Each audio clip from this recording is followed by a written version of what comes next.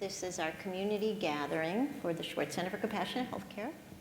And this is really going to be a chance for you all to get to know these incredibly wonderful individuals who are seated here.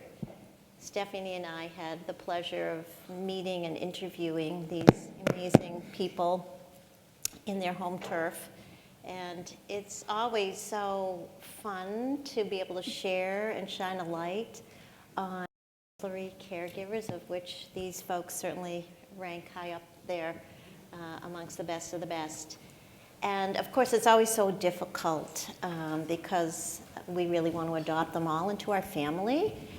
And so we have done that, but we are going to take this opportunity to have a conversation with all of them. And we'll talk, I think I'll field some questions and we'll share some stories for a while, and then we'll leave a little time in case you all want to ask some questions as well at the very end.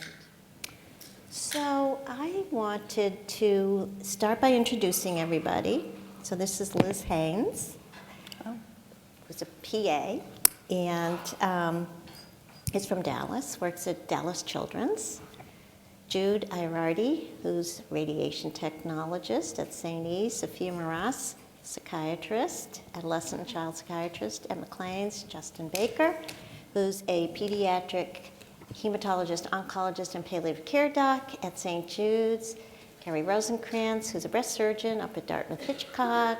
And Joanne Glossman, who is a social worker and palliative care clinician at Mainline Health.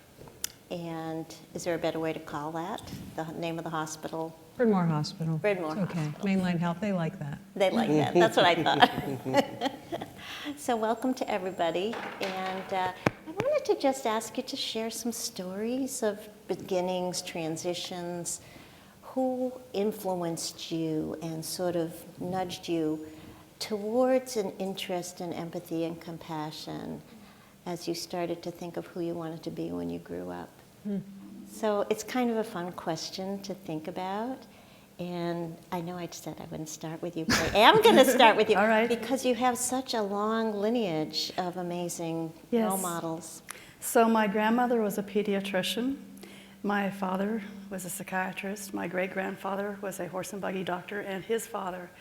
And I have sons now who are physicians, so I think I counted 6 generations of healthcare providers, and all, in most cases, providing for the underserved, underprivileged generation. So certainly that was my inspiration, and I knew I was going to do that since I was little. And you mentioned that your grandmother... Yes. Did you say My that? grandmother, right. So she practiced pediatrics. She was in Harlem in New York, and she would make home visits, and she would work with underserved and teenage mothers, and then she moved to California and she worked in the Santa Barbara area. But she was one of the first pioneers in pediatrics, so she would work up in the hospital there and have the babies that she was taking care of. They would bring in other mothers that could feed the babies, since some of the mothers couldn't feed them, so she'd have wet nurses. And I have some of her instruments. Once she was so excited that I went into this program, she gave me some of her instruments, and when I went to my school in Colorado, they said, well, some of these need to be really in a museum, but I didn't want to tell my grandmother that, so. But I inherited a lot from her, so. Oh, that's so great. She tried to learn Spanish, and I would go as a teenager making home visits with her. So that was kind of my heritage. Amazing, amazing. And she was one of the first women to graduate as a pediatrician from the Women's Medical College. Right, there was in Pennsylvania, there was a women's medical school. She and her sister were both graduates from the women's medical school in Pennsylvania. Which is pretty amazing, because Yes. this was an era when women were not doing medicine. Right.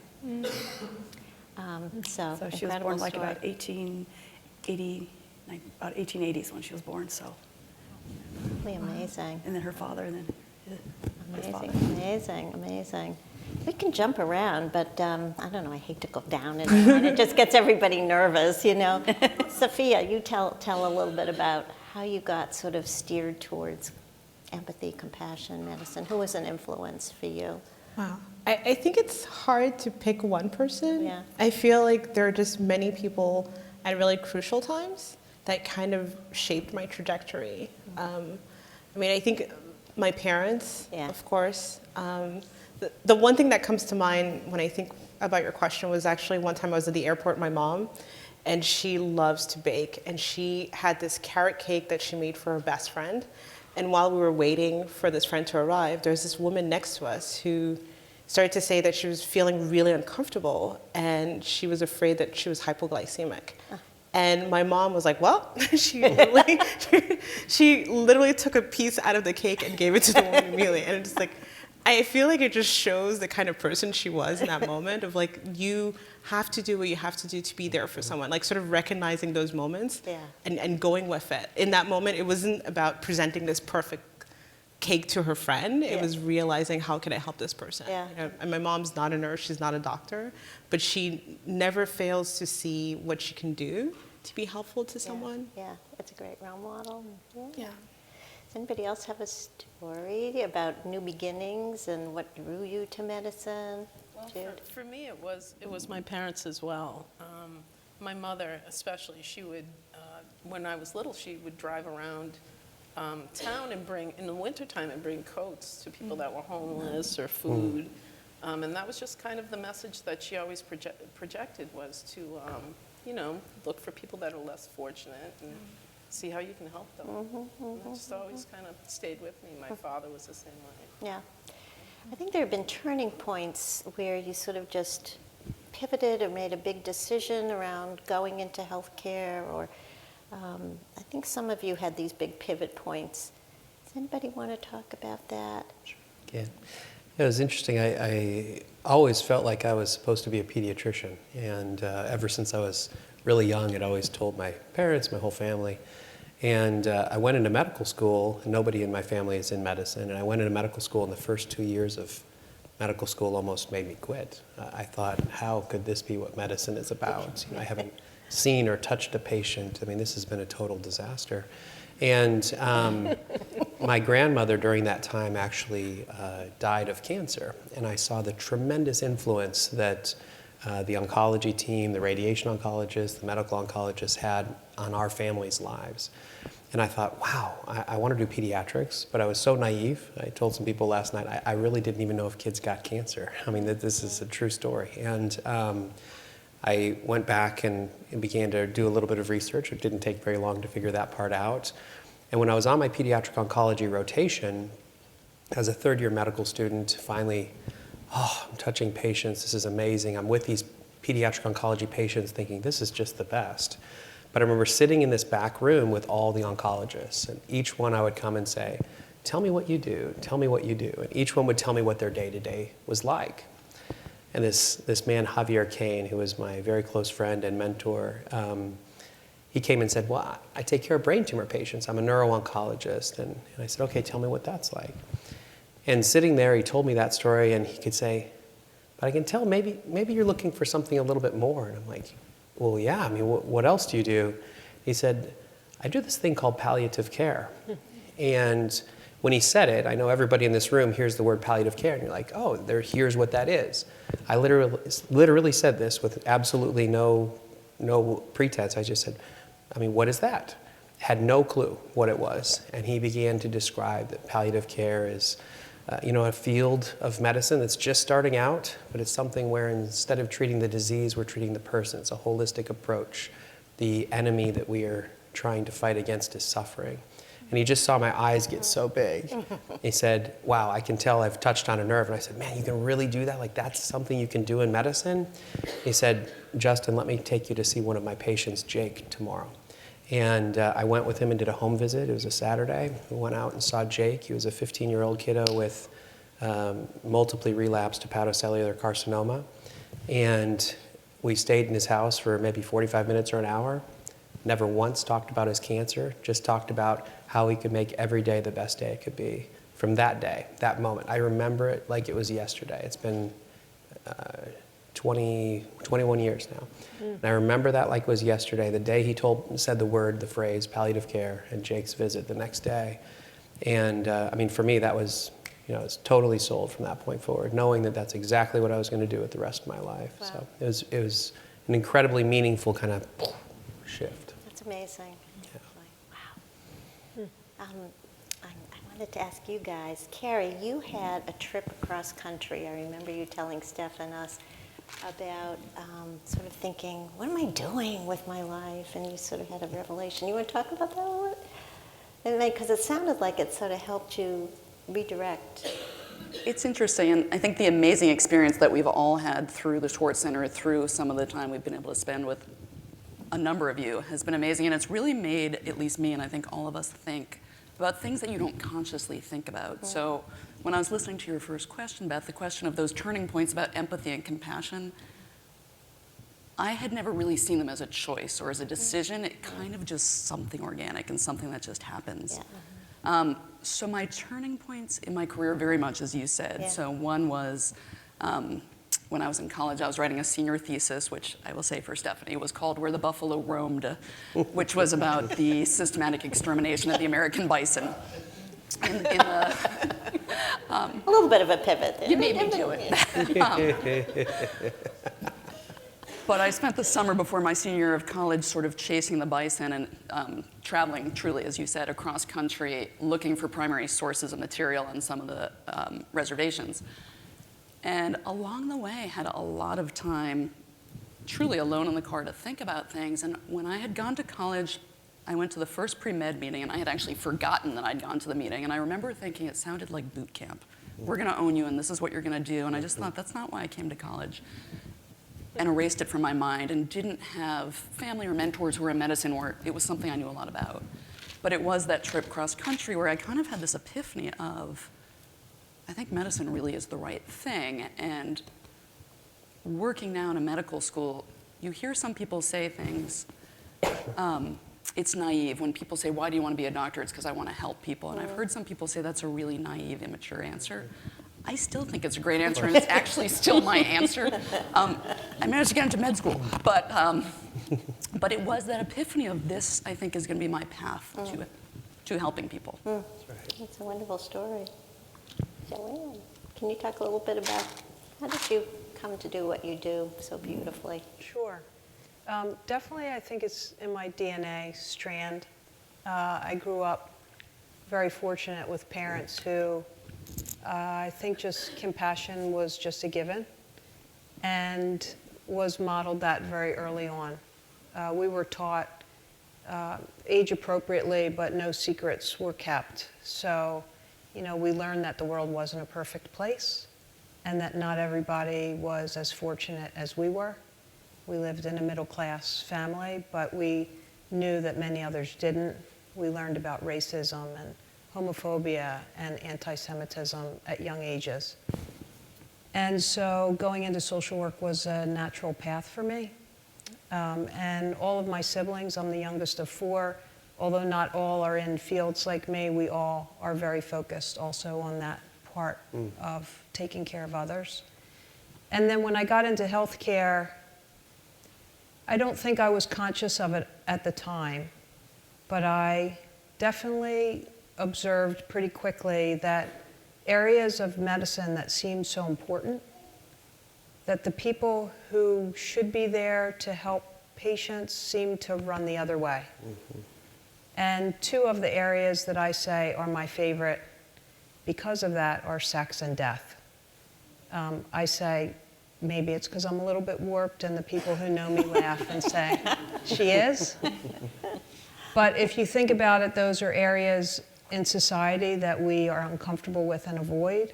And so sadly, I have to say that every day I see healthcare providers in many different disciplines avoid those conversations.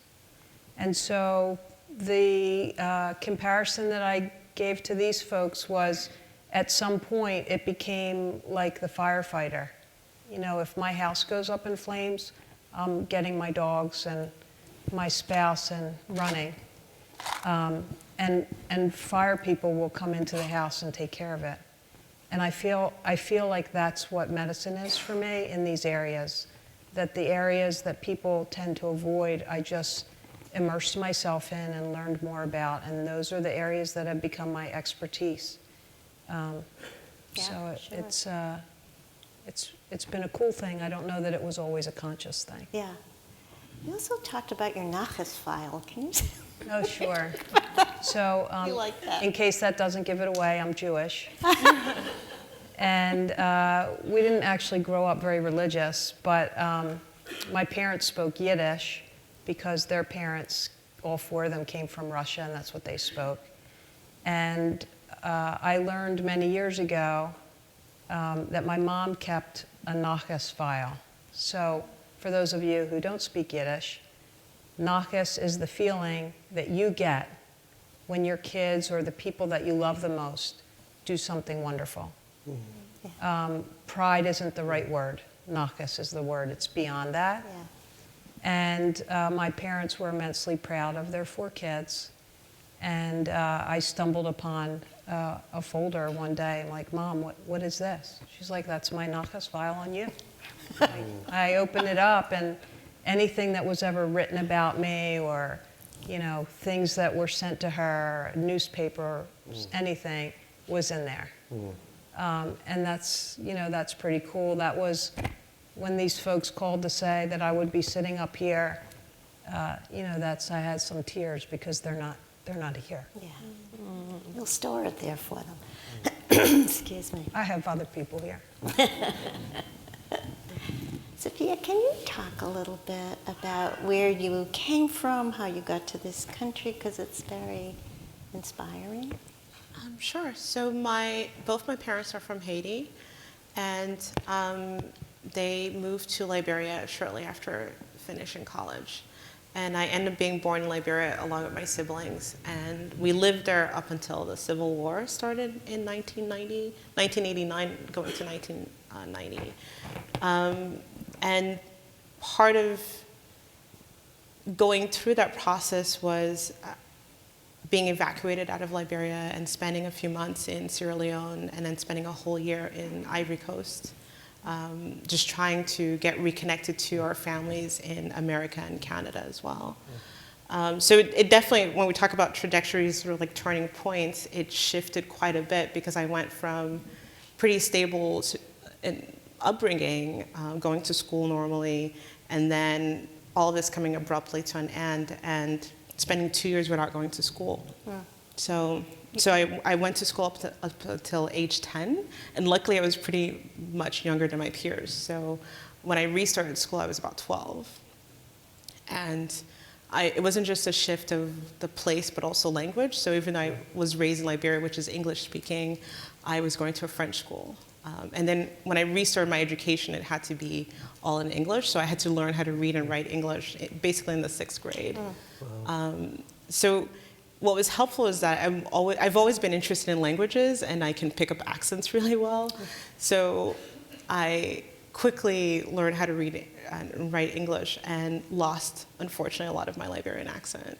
So definitely I had to learn how to be African American, but underneath having all these layers of being Caribbean, being Haitian, being Liberian, and reshaping how I saw myself in relation to other people. Yeah. So you were in a refugee camp for a while, I think? Is that No, true? I was.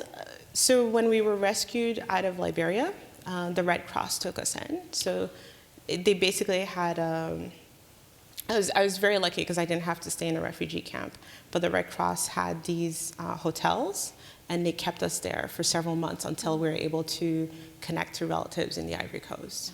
So when we were rescued out of Liberia, the Americans put us in Sierra Leone. It's like, great, you're safe, but we had nowhere to go, and we had nothing at that point.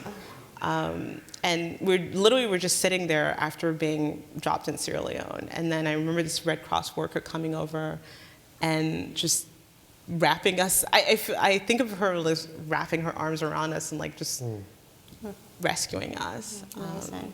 And then you came from there eventually to the States? Yes, so from Liberia to Sierra Leone to the Ivory Coast, from the Ivory Coast to Florida. Yeah. And then I ended up going to high school and college in Florida before coming to Tufts for medical school. Yeah, my alma mater. Go Michael's Jumbos. alma mater. That's wonderful.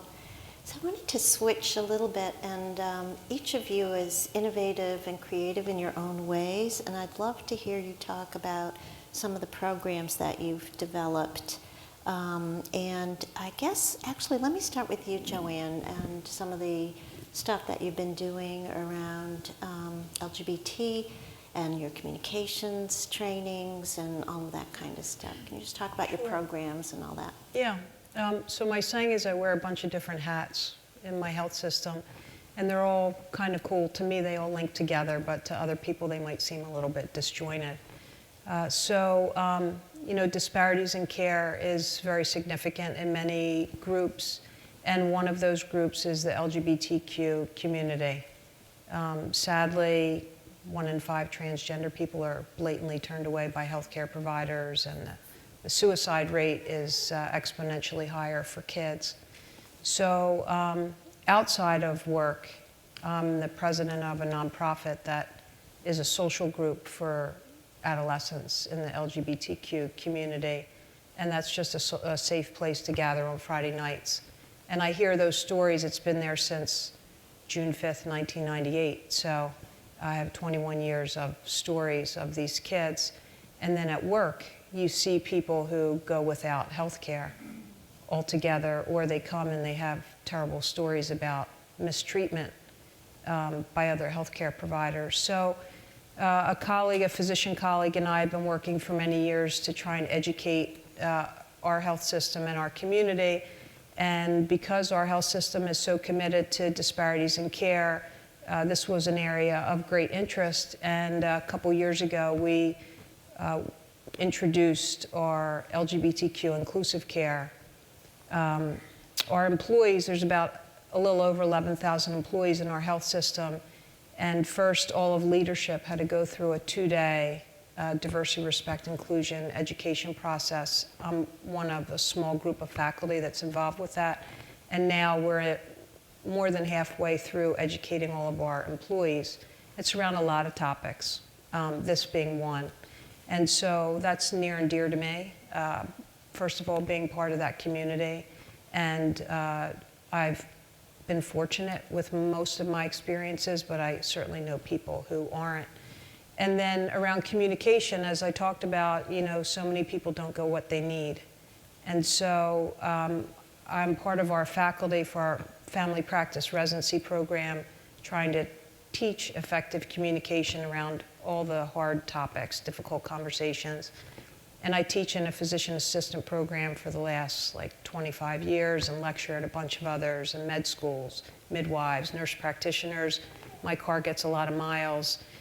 Really, anybody that asks, I'll go, because you use the term disruptor, right? Disruptor of surgery. Mm-hmm. And that just caught me because that's what we're trying to do. We're trying to disrupt the bad patterns of raising healthcare providers and correct the communication that hasn't been happening, make it more effective. So that's what we're trying to do. That's what I'm trying to do, and I know that's what everybody sitting here is trying to do. Yeah. And I know you're revered as an educator, so much so that they actually made a bunch of T-shirts. One of your classes made a bunch of T-shirts. Yeah, so I've been teaching in this one PA program for 25 years, and I've contemplated whether to keep doing that. It gets old, 11:30 at night. My wife's like, why are you still looking at PowerPoints? I'm like, you got to keep changing them.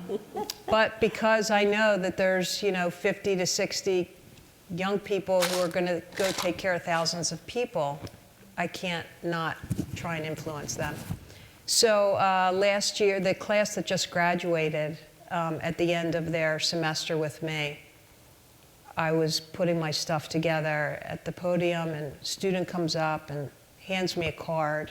It's not unusual for them to give you a thank you note, or, they know I like to get my nails done, gift card or something.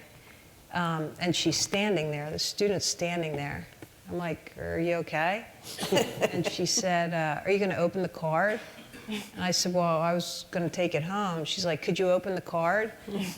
Like, you want me to cry? And she's like, Professor, could you please open the card and read it out loud?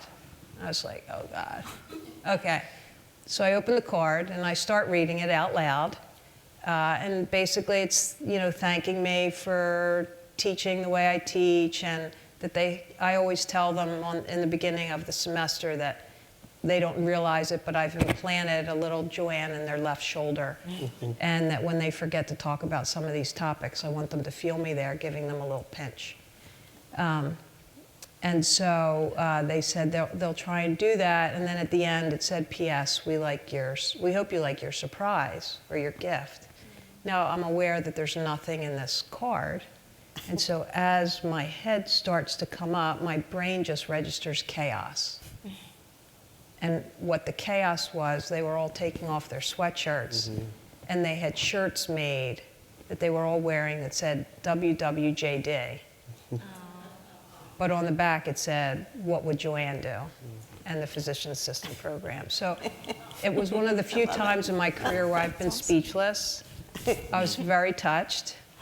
At graduation, a mother came up to me telling me she loved the shirt, but I was realizing she thought it meant the other WW, and her son kept saying, Mom, no. So I turned around and she's like, oh, well, that's good too. So it was very touching to me. And they gave me a shirt for myself and for my wife. So That's wonderful. every now and then I put it on or put on the dogs and send them a picture. They like it. That's great. That's great. Carrie, Joanne mentioned that you consider yourself to be a disruptor, which it sounds like you are. Can you talk a little bit about that in terms of your work? And I know in the OR with your trainees and so forth. Sure. Sorry, I have the dogs and T-shirts in my head, so I need to clear myself for a second. Surgical culture, as I think most people in this room know, tends to be stereotypically a very male bastion. And I think a place where feelings are suppressed. The culture is one in which supporting each other, expressing emotion, grieving over lost patients, or openly feeling badly about outcomes you wished had gone differently has not fully been expressed. And what I love being female in surgery is, for example, I always wear heels, which is not at all, if you saw me on the weekends, it's sweatshirts and flannels. But it's my little statement, so particularly women in medicine know it's okay to be a woman in surgery if that's the way they choose to present themselves.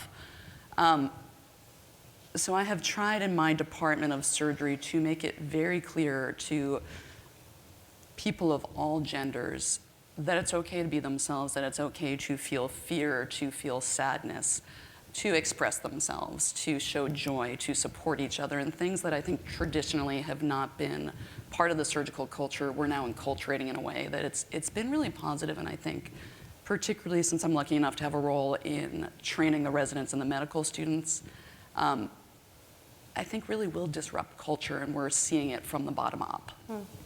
And even in our older generation of surgeons, we're seeing some changes in people who are more willing to debrief bad outcomes, rejoice in people's great saves of cases, or just some sort of recognition. And it's been really rewarding, and I think incredibly necessary, because there's no doubt the patients will do better, but I think we will all do better. Of course. In terms of the longevity of our careers, the satisfaction that we'll have, the joy in medicine we'll have if we can actually process things the way I think humans should. Yeah, especially those pain points. Yeah. Share the joys and share the pain points, yeah. I'm going to jump around a little bit. Liz, can you talk about some of your programs that you've created? I know it's amazing to me that you learned Spanish and then you realized that in your care for these really tiny, tiny little vulnerable preemie babies, in your care for them and for their moms, that you really needed to integrate mental and behavioral health as well, and you started all kinds of new things around that. And then went on to get a psychology counseling degree on top of that, because they needed that as well. Can you just talk a little bit? Right. So our chairman asked me in 1979 to do something special for our NICU graduates. So he asked me to set up what's called the Low Birth Weight Clinic. It's now called the Thrive Clinic. But essentially it was to look at any of the NICU graduates. So they could be premature, they could be babies with congenital anomalies or all sorts of infectious disease. And so I set up this program as a primary care provider, as a PA, and realized in doing this that there was so much more than just taking care of the baby. I'd go in the room and I'd have a very distraught mother, young mother many times. And so from that, I realized it wasn't just the medicine that was important, but also to look at the parents and to look at what else could be done for them. So we set up a school for our mothers. It's now a licensed child care therapeutic daycare, and it's called the Low Birth Weight Development Center. So we set that up for our mothers. And also we wanted to look at our pregnant mothers because we realized in our population we had a lot of homeless mothers.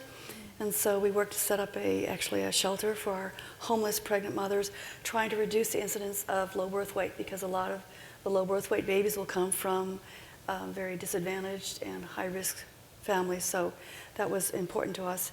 And the white elephant in the exam room was the depression that we saw among the mothers. And so I thought, I was trying to look for resources for particularly Spanish-speaking patients and to address the issues of infant mental health. Actually, I'd been trained by Dr. Barry Brazelton here at University of Massachusetts in the infant mental health program, and was very aware of how important that is. So I thought, well, I guess I'm not too old to go back to school. So I went and got my doctorate in, that's another story, in clinical. A few overachievers here, in case you hadn't noticed. Go ahead. Sorry. No, I went and got my clinical doctorate in psychology to help these mothers, because I realized being able to be speaking Spanish, I could maybe start an infant mental health program at our hospital. So with Dr. Ed Tronick's good mentoring here in Boston and Dr. Barry Brazelton, we started up an infant mental health program. So just to address the whole person. And It's wonderful. thank you. Yeah, incredible. Justin, I want you to talk about, please, all your work with the families and what they've taught you, what you've learned from bereaved parents. Sure. Working at St. Jude, we have a pretty good percentage of our patients that die, and quickly we realized that there was a real gap in the bereavement care of these parents. And our team, our palliative care team, which I have to kind of say is called the koala team, and so this is why I'm wearing our koala socks. Yes, I have our good socks on, so it's the koala's quality of life for all, QOLA. So, but the koala team was doing a great job of caring for these patients and families while the patient was alive, but then after they died, they're from all over the United States, really all over the world, and we were having a very difficult time with working with them through bereavement. And these parents would come back and say that they felt like not only had their child died, but they had lost basically other members of their family with being the St. Jude staff and the clinical providers. So we decided to start a bereaved parent mentoring program. And so back in about 2011, we convened a group of 4 focus groups with these bereaved parents who told us this was their #1 priority, starting this bereavement program. And right from the beginning, we began to incorporate bereaved parents into that program. And so we've built that up from where we first started. We started with one other bereaved parent. Actually, she was one of the nominees for this, Wendy. She's a remarkable human. And we partnered through this, and we now have more than 50 trained bereaved parents. And so that when I'm working with a child who's dying, it's extremely common that someone will ask me, Dr. Baker, how am I going to make it through this? And historically speaking, I'd say, we are going to be with you. We'll continue to walk this journey with you. And I still say that. And now I'm able to say, would it help you to speak with another parent who has gone through this? Would you like to talk to another mom of a child with a brain tumor that's walked through the death of their child? And the vast majority say yes. And so these now 50 parents are able to kind of create this network and kind of circle of caring. And you just can't imagine how meaningful it is for, in Wendy's case, for Nick, who died now almost 10 years ago. She says, well, this is part of Nick's legacy. I mean, Nick gives back through me being able to bring the next parent through this. And so it's this incredible cycle of caring. And so, as I've journeyed with them, they've taught me innumerable things, but I think the thing they've taught me the very most is, you really have to recognize that this moment, the moment that we're right here and together, that right in this moment, this is what matters. We have to give 100% to what is right there, fully in front of us, and what can we do with that? And then second, and they say this all the time, we just shouldn't sweat the small stuff. It's here you're working with a group of parents whose children have died, and none of them wish that they were a part of this club, the bereaved parent club, but all of them feel so comforted by each other. And it's amazing because the things that we laugh about, the things that we joke about, the things that we celebrate, I mean, these are monumental things. And to be a part of a group that, you know, my kids are healthy. I feel so privileged to continue to learn from these people who've been through such tragic losses and now continue to press on, and their kids continue to make a tremendous difference. And so it's just, you know, to be able to do this work with them is an incredible honor. Yeah. We were really blown away by St. Jude's when we went. I've never seen a place like that. And just to give you a little bit of a visual, you know, we walked down this hallway and there were all these children's pictures of what was important and meaningful to them. Yeah. And you gave this wonderful book of essays by moms to help other moms think through, you know, what was happening to them. But I just wonder if you could talk about your work in palliative care, the early integration of palliative care into your fellowship, and the home-based palliative care that exists at St. Jude's, because it was such an eye-opener. It was something I've just never seen before. Yeah, you know, when we first started, well, you know, I'm sure like many people that have come up here and talked to this group, I mean, I was kind of labeled Dr. Death. And it was all about, you know, keep them away, you know, my patient's not ready yet for palliative care. And it's been amazing across the journey because we've really now integrated to where people from my team, this is a relatively small hospital, you know, it's just mostly taking care of kids with cancer, but we have 5 physicians, you know, 5 nurse practitioners, a psychologist, a social worker. We have 5 home-based nurses, 2 home-based social workers, a child life specialist. You have this huge team caring for this relatively small number of patients. And the beautiful thing that happens is we're able to integrate right from day one with these high-risk patients. And so they'll come in with a high-risk brain tumor. They'll start meeting with their brain tumor doctor, and they'll then meet with their brain tumor palliative care team member, which will be a nurse practitioner and a physician. And so right from day one in those high-risk patients, we're fully integrated. And the thing that really helped us do that more than anything else is this home-based team. And it seems that many people in here probably either have or have had teenagers that they have cared for. And if you can imagine, it's very common in healthcare to ask a teenager, I need you to be at the hospital by 7:15 for your blood work.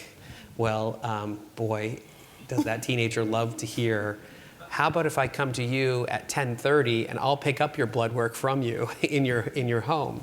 And so we have this home-based team, which is just incredible, that goes into schools, it goes into the housing structures in Memphis, it goes into Memphis and North Mississippi, and we do anything. So we really provide pain and symptom support, we provide lab support, we provide psychosocial support.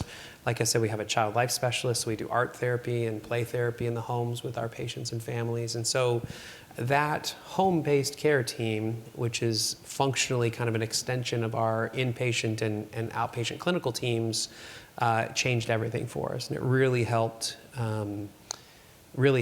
that early integration component also. And so it's, you know, the value added of that aspect of it is just incredible for our families. And it makes me really sad because it's, you know, in the U.S. right now, I mean, you guys are lucky here in Massachusetts because you actually have phenomenal state-based care, but the rest of the United States to get home-based care is almost impossible. Yeah. I mean, it's almost impossible. The reason we can do this in Memphis is only because of St. Jude. I mean, we're able to do it because of the philanthropic donations and the support of the hospital and the institution. And seeing the difference it makes, I mean, it really ticks me off when I go other places and talk about the home-based care, and then the first thing everyone brings up is, well, how could we do this in our community? And I just, you know, it's just so sad that as a system we're unable to respond to those kinds of needs. And the outcomes are better. Oh, the outcomes are way better. Yeah, I mean, we have improved quality of life outcomes. We have fewer patients that die in the ICU. It's cheaper to care for these patients. Yeah, I mean, makes so much sense. Yeah, it's it really impossible to does. understand how we can't figure that out. Yeah, that's right. It's incredible. Thank you so much. Can you talk a little bit about the young women and adolescents that you take care of, Sophia, and what they kind of struggle with? Sure. So I work at 3 East. It's a continuum of care that includes everything from day program to residential to sort of a group home setting for young adult women who are college age. And I work mainly in the residential setting where the age ranges from 13 to 20. And there are young women who come to us with a range of behaviors. A lot of them could meet criteria for borderline personality disorder, eating disorder, post-traumatic stress disorder, depression, anxiety, and they often have had many hospitalizations. They're the kinds of patients who, because of the acuity of their behaviors, they often self-injure or have a lot of suicide attempts. Are patients who the outpatient providers get really scared and they end up getting hospitalized very frequently, only to return to their communities, do a little bit better, but then once the stressors hit, get rehospitalized again. So by the time they come to us, they've been through, a lot of different medication trials. They've been hospitalized. They've had a lot of missed milestones in terms of their schooling, and they sometimes are pretty hopeless, I would say, and the parents sometimes are even traumatized because there are often parents who've discovered their kids after they've made an attempt, or parents who've had to frequently sleep outside of the kids' bedroom to make sure that the kids are safe. We focus a lot on giving them skills, so there's a huge didactic component to what we do. We teach them very basic things about, what their emotions are, how to label the emotions, how these emotions translate to the behaviors, and how to sit with their distress. A lot of times they're using behaviors that we see as problematic, but they're seeing as a means to an end. They're seeing, this is a way of reducing my suffering. This is a way of me being able to think correctly. They're not adaptive, but they work in the moment. They help them not feel so much pain, so much despair.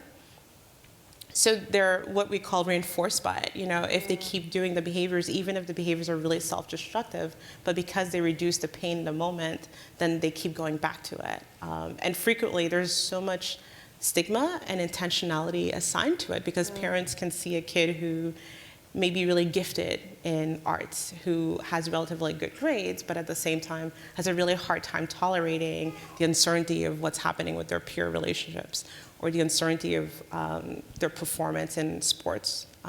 So parents are frequently conflicted, how can my kid do so well in one area, but then struggle in another? So we really try to help not just the patient, our children, but also the parents deal with a lot of the shame that they feel. How did my kid end up becoming this way? And finding that sort of middle ground between recognizing that there is a potentially biological vulnerability. These kids are oftentimes very sensitive and have a really hard time tolerating their emotions, and a difficulty with the environment. And I think that's where sometimes parents get stuck around, did I not do this properly? Did I not say the right thing? Because a lot of the times parents want to, what we call problem solve. How do I fix this right away before validating and acknowledging the patient's experience? So we do quite a bit of education with the patient, but also with the families, so that they can start speaking the same language. Yeah. So many of you have sort of this all-around 360 approach to both, to your care. It's really interesting. Jude, you too. I know that you are a caregiver for your team, and they really appreciate all the support that you give. And I wondered if you could just tell a story that you shared with us about a patient who was incredibly anxious, who you helped to settle, and then you brought your team in to help as well. Yeah, that was a patient that came down to IR, interventional radiology, for a bleed, and she was a fairly young woman and had, at this point, was pretty much confined to the hospital for a couple of months, and they came and got me because she was angry and carrying on and cursing, and the team was afraid to treat her. So I went to the hallway, and she was in the hallway in the bed and pretty upset, and I covered her with a blanket and just held her feet, just the soles of her feet, and said, "What's going on?" And she just broke down crying and said that, she was frustrated. She had had an elective surgery. It ended up with complications, and she had been in the ICU for a couple of weeks and thought she could go home again, and it was just this.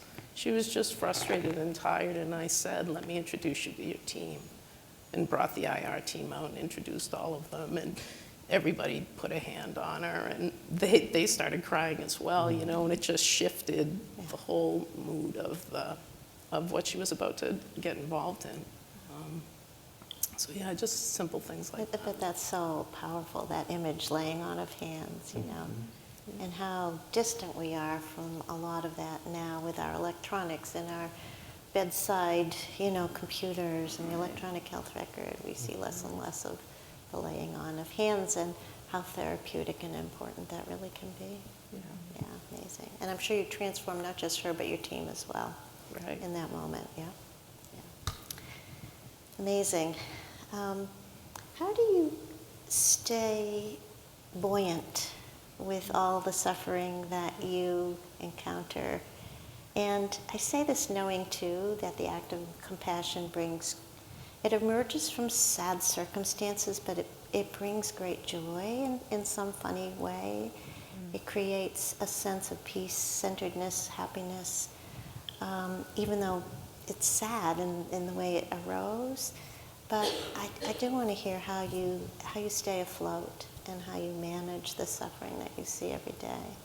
You want to start? I guess I try to keep a sense of humor, and I sing to my patients. You sing to them? Mm-hmm. Oh, I that's teach right. them You're a others to singer. sing lullabies, and to help them to calm down. And then I just do for myself personal. You're pretty busy in your activities even. I don't know how you probably don't sleep very much. I do. And I try to see them as they were my own children, so Yeah, that's how I do it, I guess. wonderful. How about you, Jude? Yeah, I just think it's such a gift to care for people and that kind of vulnerability. There's something that feeds me when I can see what they need and how to approach them, and just to sit with someone in that space and hold that space with them, meet them wherever they are. That feeds me on a daily basis, and that's kind of what keeps me going, looking for that opportunity. I would say it's definitely looking beyond the symptoms. Images I was thinking about when you asked the question was, I remember sitting around the kitchen with some of my patients, and we were trying out pickles and peanut butter. We had been talking about this, and we decided, well, today's the day we're going to try this out, because one of them had mentioned this was her favorite snack. I think finding opportunities where they can be masterful. So one of my patients was a runner, so I had her go on a run with me. It was so much fun to see her sort of like cheer me on. I definitely regretted like 24 hours later. I am not a runner at all, but I just totally enjoyed seeing how good it felt to her to sort of be in that role. Your coach. Right, exactly. And, you know, exchanging poetry with them, listening to them sing when they were singers. I think whenever we do an assessment, one of the big things I always ask about besides the symptoms is what do they envision they'd like to do with their lives after treatment? Like what are we doing this for? What are we focusing on? What are we moving towards? Absolutely. I think when we focus just on, you know, the parts that are hurting, I mean, I think it's important to be present with that, but I think it's important to see them as whole people. Yeah. And I think as long as we see them as whole people, we have lots, I mean, I think there's an infinite amount of possibilities around connecting with them, you know. It definitely gives me a reason to listen to a lot of Justin Bieber. You know? I do, you know, and my excuse for this is important to my work. You know? That's the story I'm going to stick with. But it's so nice to do that, you know, and it often really helps me when kids are really, really against being on psychiatric medications, because sometimes there's a lot of meaning to that, you know. Is this going to change my personality? Yeah. Are you trying to change my thinking? Like, what does this mean? Am I broken? Am I stupid? There's so many things attached to this idea of not just the medications, but of needing that kind of care, because it's so integral to who they are. You know, this is their essence that we're doing something to. So I have to build a lot of capital around knowing them as people. Right. Right, and there's so much shame in them. To begin Absolutely. with. These are very, very Yeah. difficult Yeah. to engage with, very wounded and often severely traumatized young. So if I can give them a place where they feel like they have some control and some mastery, where they can teach me something very explicitly, I definitely look for that. That's wonderful. That's great. Thanks. Wait, how did the pickles taste? It was okay. I think that the taste of the pickle got lost. It was all that was left was this texture. Like I felt like I was eating not crunchy peanut butter, but like more soft Soggy. peanut butter. Soggy peanut butter. Is that being served at dinner tonight? Yeah, we're gonna, The acidity went away. It was all peanut butter. I won't repeat it again, but I'm glad I did it. how about the rest of you? How do you stay afloat and what keeps you going? Yeah, I'd like to start this with we're obviously, I think probably all of us are asked this question pretty often, but the interesting part of this is I like to start with my brother's story. My brother is a CPA. He now works for the FBI, but as a CPA, he one day came home and he was so excited. And his name is Jeremy, and he's my little brother, and he likes me to be proud of him. And so he had a big moment, and he said, "Justin, I'm so excited I got the Walmart account." And I said, "Oh, that's amazing. I'm pumped for you. What does that mean?" And he began to tell me a story, and it took him maybe 20 minutes, and I wasn't sure I was really following. And so I said, "Jeremy, is it okay if I summarize? And I want to be excited with you, so I want to make sure I understand." And he said, "Yeah." And I said, "So it sounds to me like you're counting things that other people counted to make sure they counted them properly." And he goes, "Yes, for Walmart." And I was like, "Oh, that's great." No, but I mean, the privilege of attending to suffering is just that. It's an incredible privilege. I think of, the work that Jeremy was doing there and how sucked dry that would make me. And how, it's really selfish for me to be able to be in this space and to think that this is what renews me and invigorates me. It is sitting with those who are suffering and connecting on a human level that makes me feel human and really gives me purpose. And I mean, I really look back on that moment that I told you guys about with Javier as kind of this moment of the epiphany of the destiny of recognizing why I was placed here on earth and kind of what God's put me here to do, and being able to feel like I'm carrying out that calling every day. I mean, if I was doing anything else, I can't imagine not shriveling up and dying, because it fills this is who I am. It is who I'm supposed to be. It's sitting with these amazing people and just connecting in that very human way in the midst of such tremendous suffering, and really being able to be with them during that just gives me great meaning and purpose.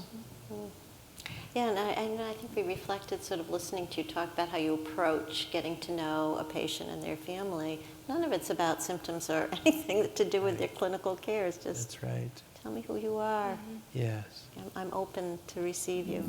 Yeah, and I thought what you brought up is so meaningful, because, in oncology, everyone is immediately thinking, what's the cancer and what's the story of the cancer, and it's really interesting because every time I walk in, the first question I ask somebody is, tell me about Johnny, tell me about your child, and all of them start this way.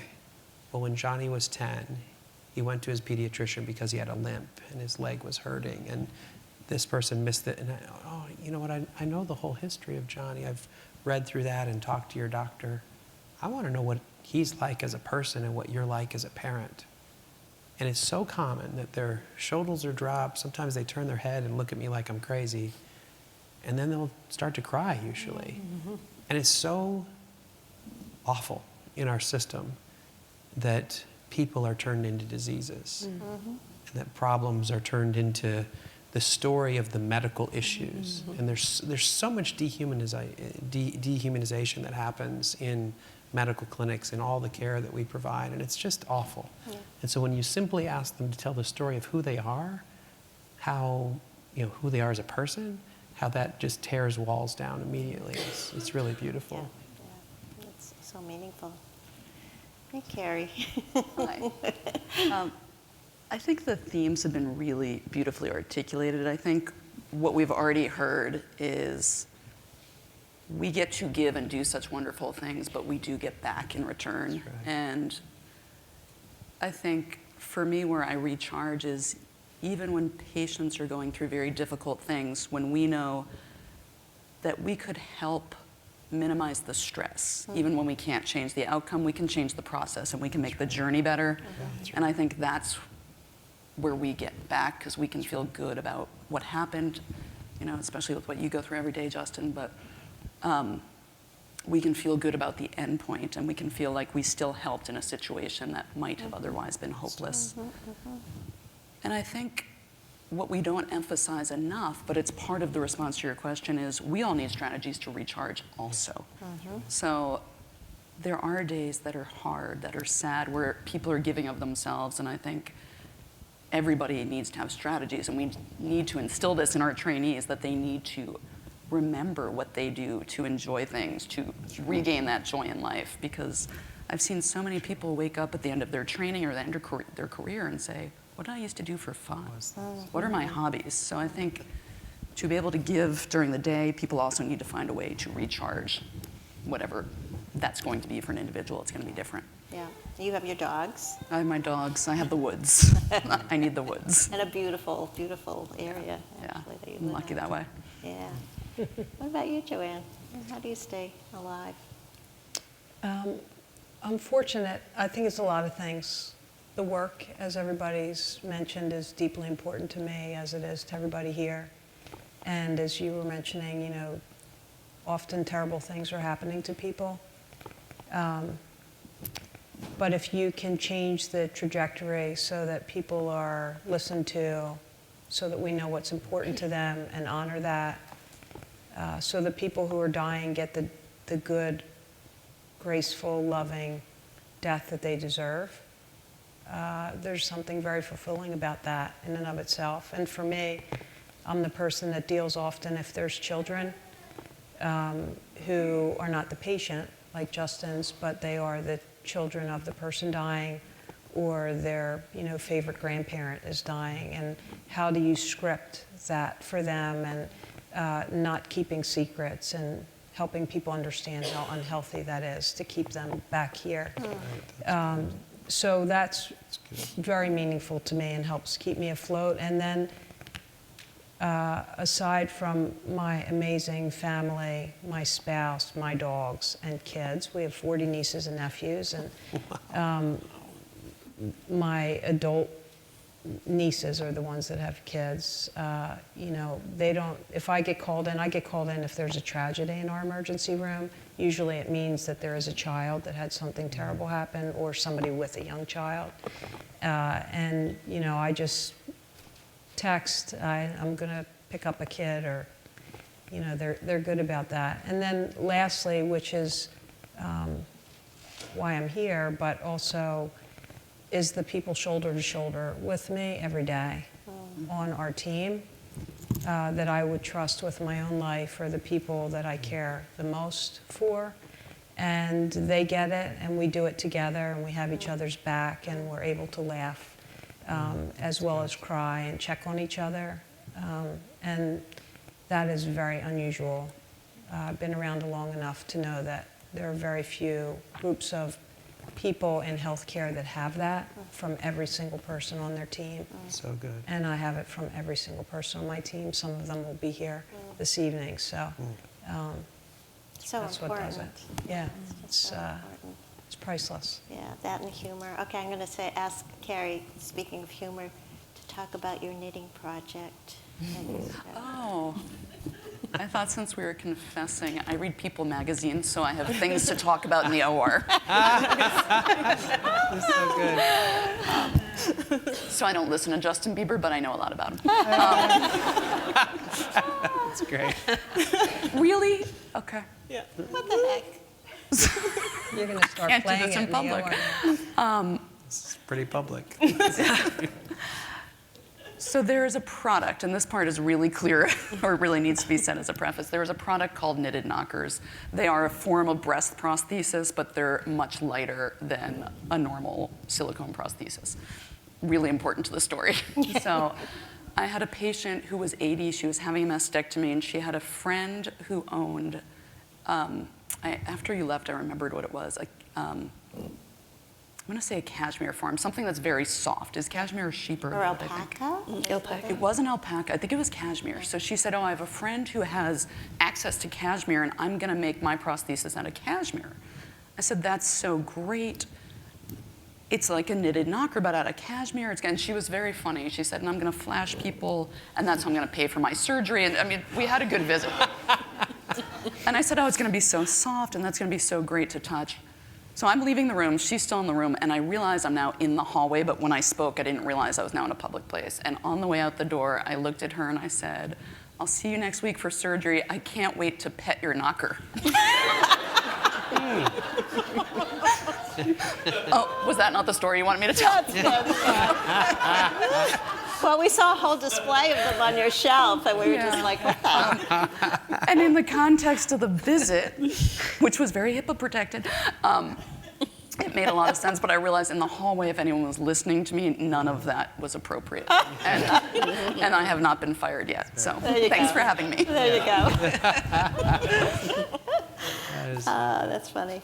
I can't resist. I just want to ask you about Schwartz rounds. I'm going to ask you one more question, and then if people have questions, we can take some questions. We still have till 4:30? Okay.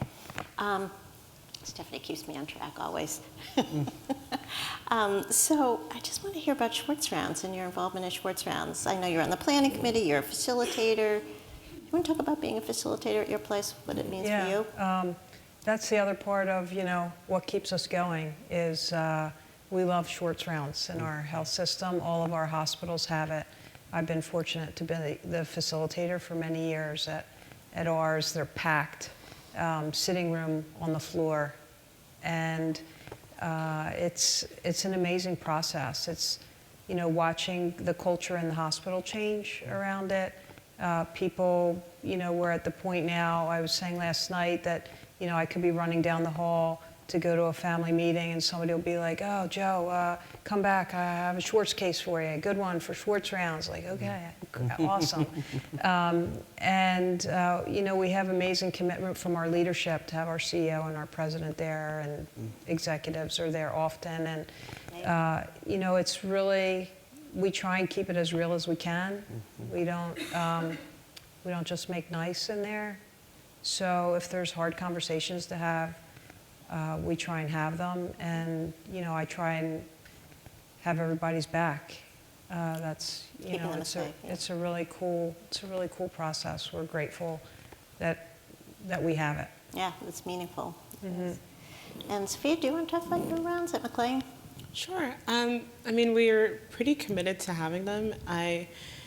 I'm on the committee, and we really try to create various frames. We're currently working on implicit bias and sort of the hidden curriculum. We try to pick themes that really allow a variety of people to share their perspectives. And it's just really amazing because it allows us to sort of rediscover each other. I think when we bring up these topics, then we get to hear from people of various disciplines. It's like, oh, I didn't realize this was your experience, or I didn't realize that was your experience. So we go beyond, working with each other as psychiatrists, psychologists, nurses, counselors, and we find out, what their lives are like outside of here, and then how that impacts their clinical care.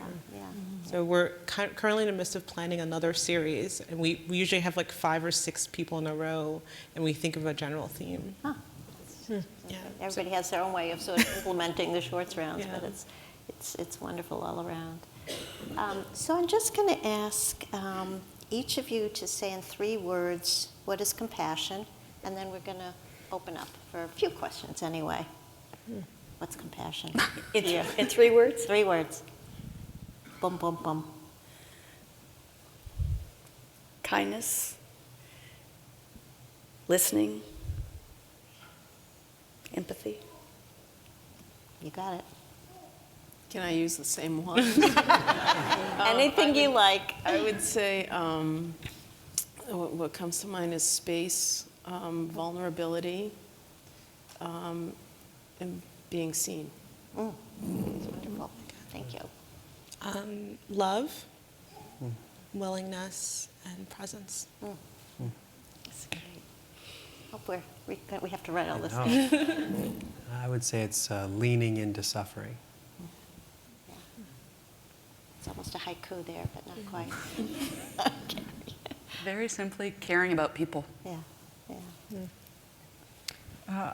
I think being present, authentic, and loving. Yeah, yeah. Thank you. Thank you all so much for sharing stories.